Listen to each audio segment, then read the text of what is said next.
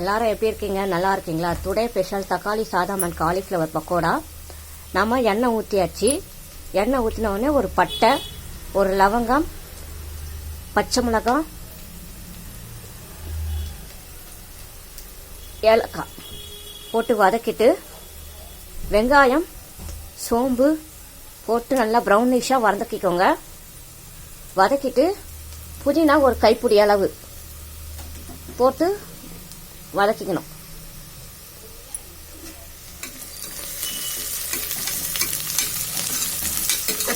வெங்காயம் நல்லா செவந்த வதக்கிச்சு.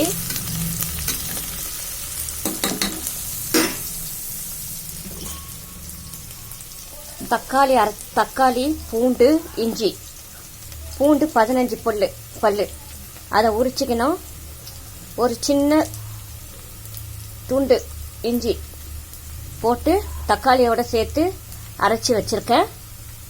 அதையும் ஊற்றிக்கணும்.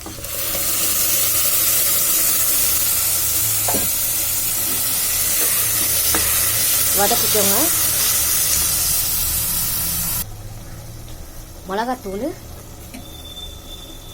1/4 டீஸ்பூன்,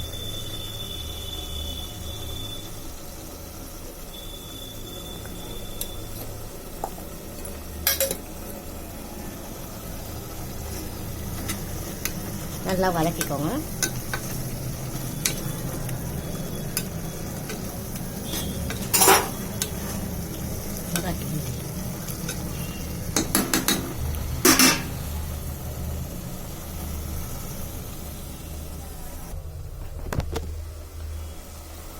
உப்பு தேவையான அளவு.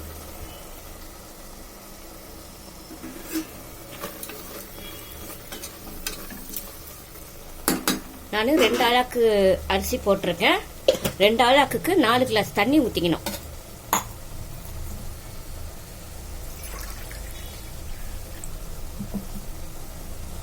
ஒன்று,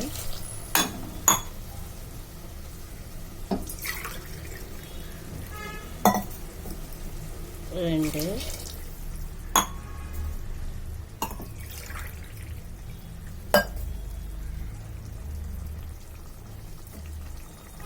3,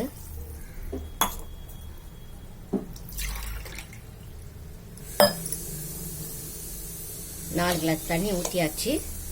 அரிசி கொதி வந்த உடனே தண்ணி கொதிச்ச உடனே நம்ம அரிசி போட்டு ஒரு 2 விசிலில் போட்டு இறக்கிடுவோம்.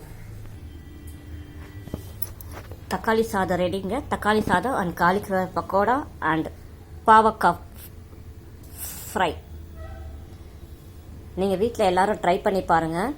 லைக் பண்ணுங்கள், ஷேர் பண்ணுங்கள், கமெண்ட் பண்ணுங்கள்.